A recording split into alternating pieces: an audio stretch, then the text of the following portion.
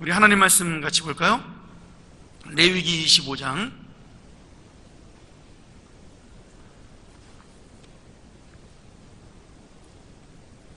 39절부터 43절까지입니다.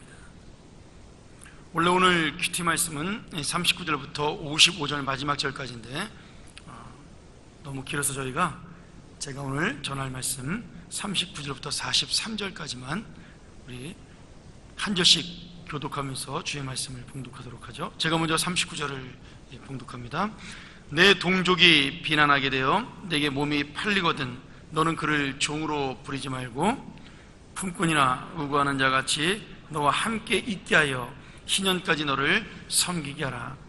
그때는 그와 그 자녀가 함께 내게서 떠나 그 본족에게로 돌아가서 조상의 기업을 회복하리라. 그들은 내가 애굽 땅에서 인도해낸 바 나의 품꾼인즉 종으로 팔리지 말 것이라. 같이 볼까요? 너는 그를 엄하게 부리지 말고 너의 하나님을 경외하라. 아멘. 오늘 25장은 어제에 이어서 그 안식년과 희년에 관계된 법이 어떻게 우리 인생에 영향을 미치는가에 대한 말씀을 주고 있습니다. 특별히 오늘 말씀은 종으로 팔린 자, 다시 말하면 가난해지거나 어떤 경제적인 어려움을 통해서 남의 집안의 종으로 팔린 자를 하나님께서 어떻게 대해야 될 것이며 또 그가 종이 아닌 하나님의 자녀로 우리가 어떤 자유를 얻을 것인가에 대한 그런 귀한 말씀을 우리에게 전해주고 있는 거죠.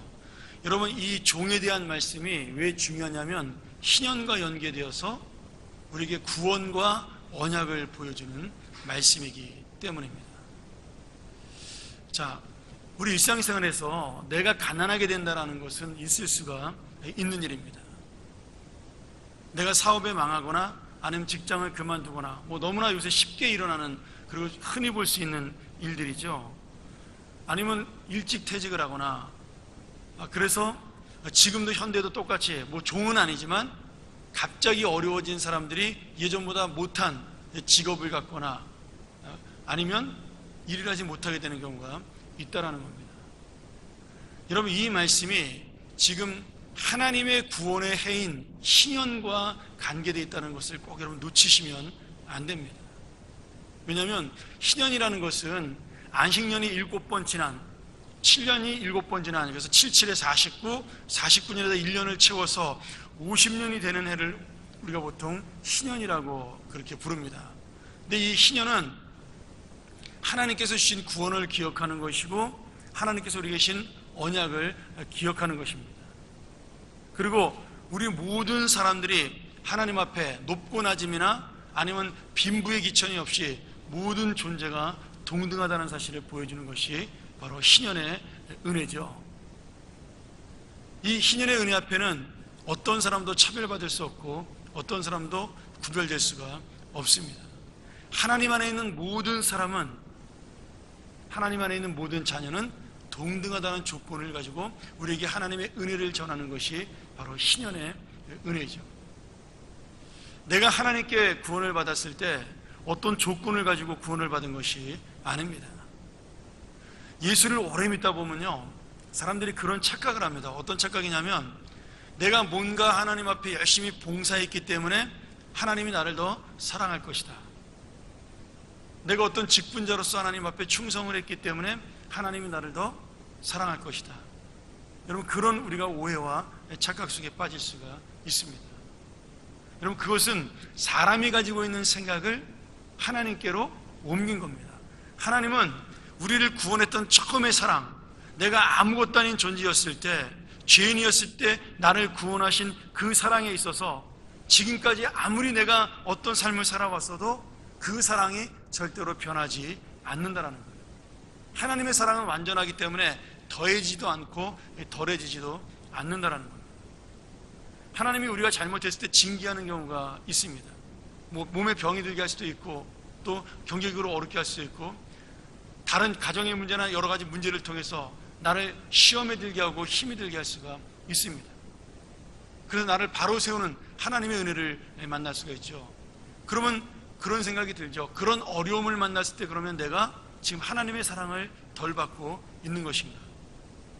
아니라는 겁니다.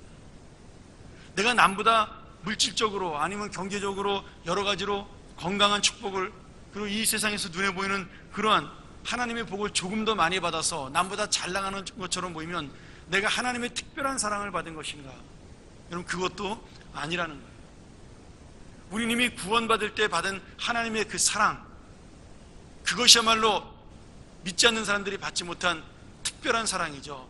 그 특별한 사랑은 시작된 그날부터 아까 우리가 바른 찬양 그대로 그 하나님의 사랑은 날마다 변함이 없이 우리가 하나님 앞에 서는 그날까지 계속 똑같은 모습으로 지속이 된다는 거예요. 오늘 그러한 의미를 가지고 이 희년과 그리고 우리가 어려움을 당했을 때 형제를 바라보는 눈을 똑같이 하나님의 사랑으로 바라봐야 된다는 거죠. 오늘 하나님께서 이제 가나안 땅에 들어가면, 제가 어제도 말씀드렸죠, 이 레위기의 말씀은 지금 이 광야에서 지키는 말씀은 제사법에 대한 말씀만 있고 의식법에 대한 말씀, 도덕법에 대한 말씀만 있고 이 토지법 그리고 사람의 그 일꾼에 대한 법은 지금 모든 사람이 평등한 광야에서 있는 것이 아니라 가나안 땅에 들어가서 있어야 될 일을 지금 미리 말씀하고 있다라는 거예요. 이 말씀의 의미는 가나안 땅은 지금 이렇게 살지 않는다라는 거죠. 이방인들은 이렇게 살지 않는다라는 겁니다. 여러분, 이게 굉장히 중요한 말씀이에요. 지금도 마찬가지입니다. 이 말씀은 교회 안에서 지켜야 될 말씀으로 끝나는 것이 아니라 여러분이 오늘 이 아침에 새벽기도를 끝나고 출근해서 지켜야 될 말씀이고 그리고 가정으로 돌아가서 지켜야 될 말씀이라는 겁니다. 세상 사람들은 이 말씀대로 살지 않습니다. 왜냐하면 손해보기 때문에, 내게 이득이 적기 때문입니다. 근데 우리는 하나님의 은혜를 아는 사람이기 때문에 이 말씀을 이 교회에서뿐만 아니라 나가는 그 순간부터 나를 지키는 말씀이 돼야 한다는 거죠. 자, 구체적으로 말하면 이런 겁니다. 어떤 사람이 갑자기 가난해져서 종으로 몸이 팔려왔을 때 그를 종으로 대하지 말라는 겁니다. 아니, 종으로 팔려왔는데 직업이 종인데 어떻게 종으로 대하지 않습니까? 여러분, 그 세상 사람들은 그를 종이라는 직업으로 보지만 우리는 그를 하루 잠깐 와서 일하는 임시의 일꾼, 아니면 우리 집에 잠깐 거하는 나그네 손님으로 대하라는 말씀이죠.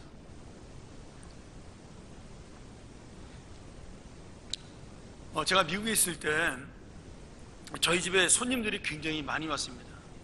다들 가난한 신학생들이고 아니면 이제 목회라는 분들이니까 여행을 하게 되면 되도록이면 돈을 아끼려고 이제 하죠. 우리나라야 뭐 남의 집 가서 잠을 자면서 여행한다는 거 상상도 못하지만 미국은 그것이 보편화되어 있죠. 이제. 그러면 제가 딱 미국의 한가운데 중간에 사니까 동부에서 서부로 여행하는 사람들이 중간에 저희 집에 들려서 잠을 자고 또 저희 집에서 에너지도 충전하고 또 저희 한 사람이 이제 반찬도 좀 싸주고 간식도 주고 또 우리 후배들이 오면 제가 갈 때 기름값도 좀 넣어주고 그렇게 쉬었다가 갑니다. 반대로 또 서부에서 동부로 놀러 가는 사람들은 중간에 들려서 또 저희 집에서 하룻밤 자고 또 그렇게 몸을 충전하고 이렇게 떠나게 되죠. 이제 공부할 때 만났던 유학생들 뭐 아니면 같이 목회하다 만났던 우리 동역자들, 한국에서 있었던 우리 선후배들을 그렇게 만나게 됩니다. 근데 그때 그들을 대접하는 저도 그렇게 뭐 부자거나 부한 형편이 아니고 찾아오는 사람들도 뭐 우리 집에서 잠을 자거나 아니면 우리 집에서 식사를 하지 않으면 여행을 못하는 만큼 가난한 사람들도 아닙니다. 근데 그 마음속에는 내가 돈을 아낀다라는 마음도 있겠지만 오랜만에 내가 24시간씩 이렇게 운전해서 아니면 50시간씩 서부에서 동부로 동부에서 서부로 갈 때 중간에 한 24시간 운전해서 내가 만나야 될 사람이 있다라는 기쁨으로 찾아오는 사람들이 많다라는 거죠. 여러분, 그 기쁨 때문에 그분들은 나그네로 저희 집에 잠깐 하루나 이틀을 거하지만 그 순간만큼은 저희가 가족이 되는 겁니다.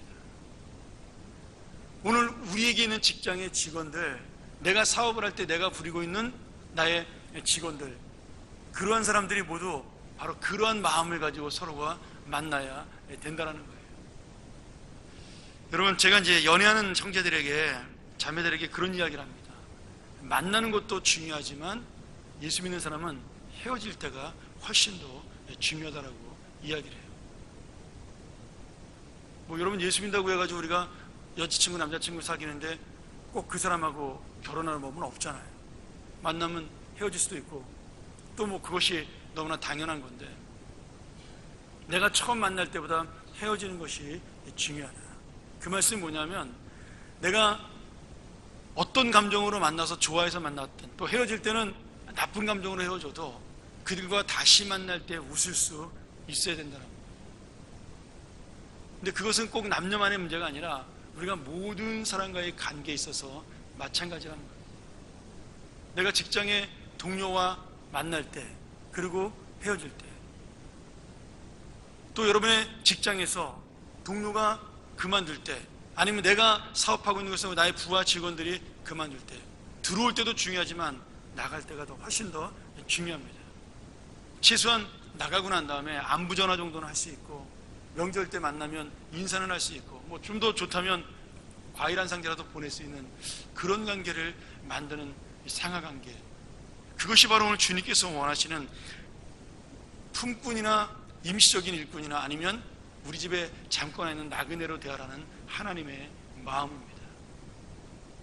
내가 월급을 주고 부리는 사람이기 때문에 내가 함부로 한다는 것은 여러분 가장 비성경적이고 가장 하나님이 싫어하는 모습이라는 걸 기억하셔야 돼요.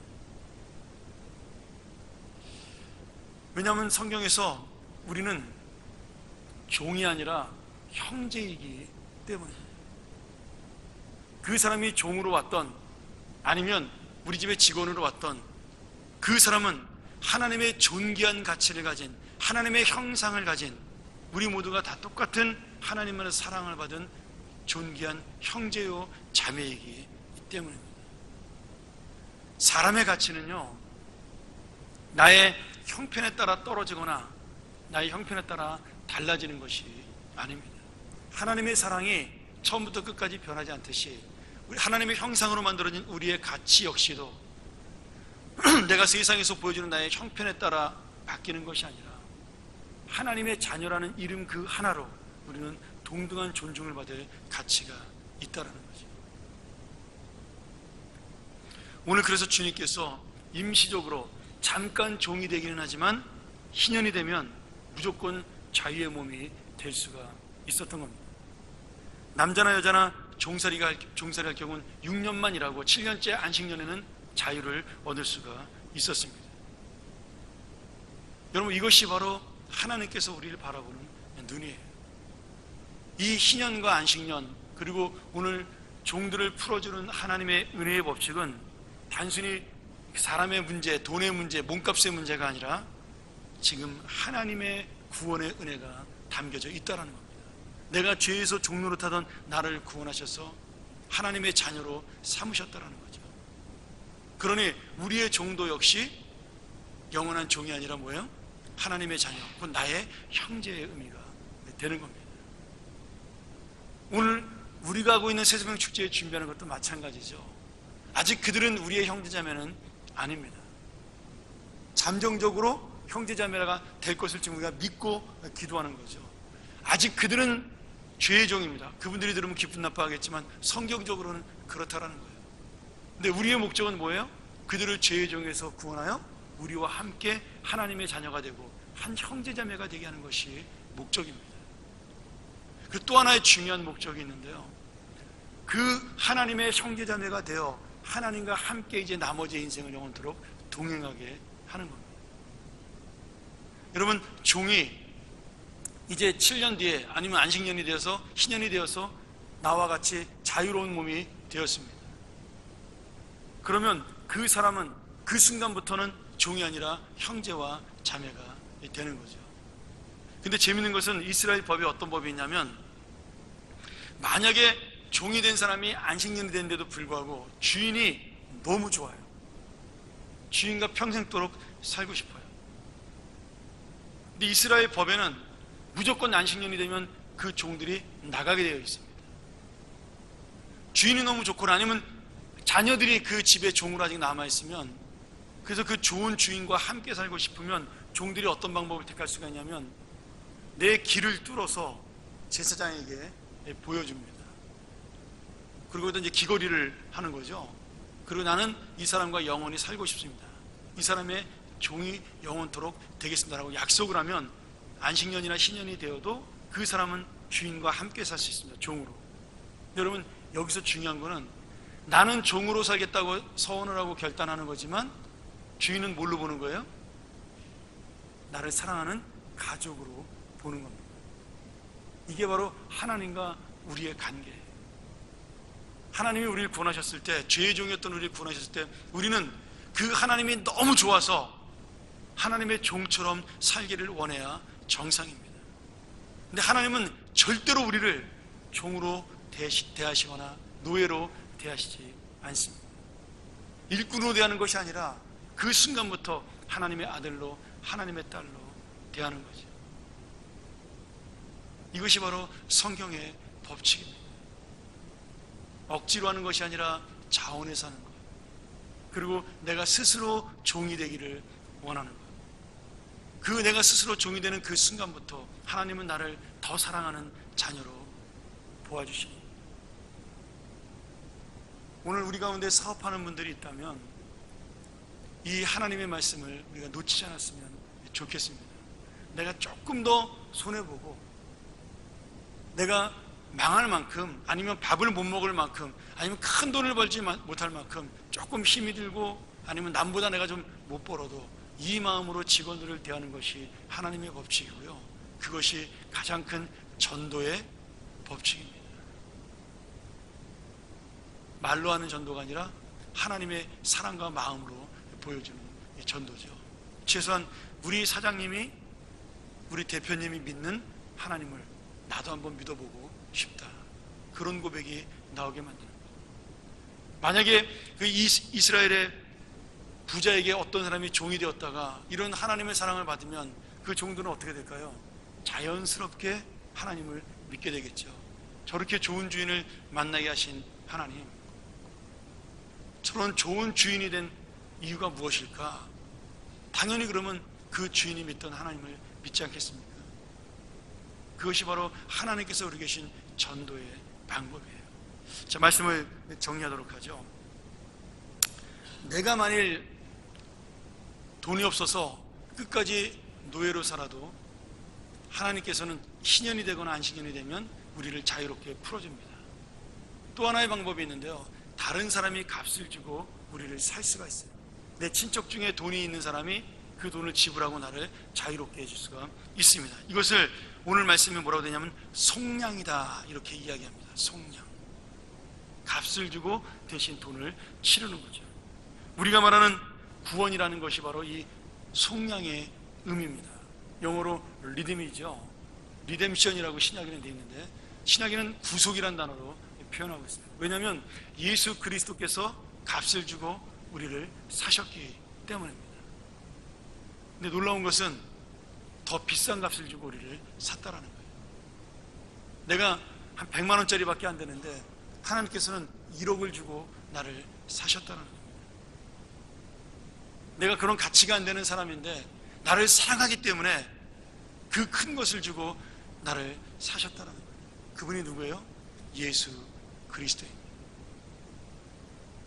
우리가 비교할 수 없는 가치를 지니신 하나님의 아들이 우리를 구원하시기 위해서 나 대신 죽고 그 값을 치르셨다는 거예요. 오늘 여러분, 우리가 예수를 믿는 기쁨이 어디 있습니까? 바로 이 구원의 기쁨 속에 있는 것입니다. 오늘 여러분, 값을 치른 성도예요. 그리고 예수님처럼 이제는 존귀해진 이 성도입니다. 이제는 우리가 100만 원짜리가 아니라 예수님 때문에 1억짜리가 되고 예수님 때문에 100억짜리가 된 인생이에요. 하나님만큼의 값어치 있는 인생이 된 겁니다. 그래서 이제는 뭐 예수님짜리라는 그런 책도 나오고 그랬잖아요. 여러분, 나의 가치는 내가 정하는 것이 아니에요. 나의 가치는 누가 정해요? 하나님이 정하시는 거예요. 내 인생의 의미와 가치는 하나님이 정하시는 거예요. 내가 스스로 나는 이 정도밖에 되지 않는다라고 제안하는 것, 그것이야말로 하나님의 구원, 예수 그리스도의 구원의 은혜를 놓쳐버리는 어리석은 삶입니다. 우리가 얼마나 가치 있는 인생인지, 우리가 얼마나 존귀한 인생인지, 얼마나 내가 사랑받는 인생인지 오늘 이 말씀을 통하여 여러분, 나는 더 이상 종이 아니라 이 땅에 하나님의 자녀로 예수님과의 생명을 바꾼 가치 있는 존재로 이제는 하나님의 가치를 향하여 달려나가는 그런 귀한 인생이 되기를, 오늘 하루도 그런 기쁜 마음으로 내가 이런 가치 있는 존재가 되어 나와 같은 사람들을 만들고 싶은 그 뜨거운 열심으로 살아가는 우리의 귀한 삶이 되기를 주님의 이름으로 간절히 축원합니다. 우리 같이 한번 이 시간 기도했으면 좋겠습니다.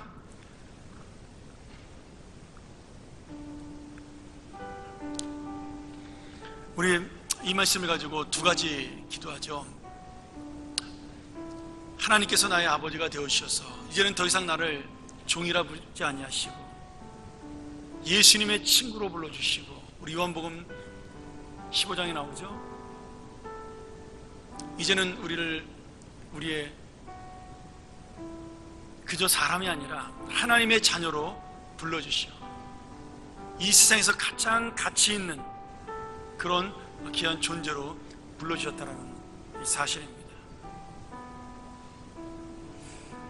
오늘 이 주님의 은혜를 가지고 내가 가치 있는 삶을 살기를 원한다라고 결단하는 시간 되었으면 좋겠습니다.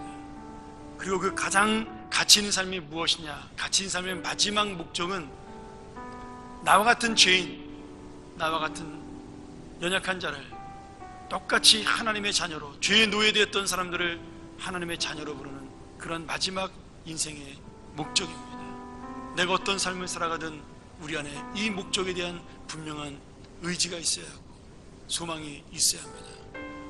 하나님, 내가 가치 있는 자로 하나님과 동행하는 삶을 살게 하여 주시옵소서. 그리고 내가 다른 형제와 자매를, 아직은 그들이 이런 가치 있는 인생이 무엇인지 모르나 하나님의 은혜로 나를 통하여 깨닫게 하시고 함께 신앙생활하고 우리의 가족들, 나의 형제와 자매들, 내 친지들, 이웃들을 이런 하나님의 구원받은, 구속받은 존재로 살게 하여 주시옵소서. 우리 같이 한번 동성으로 기도하겠습니다.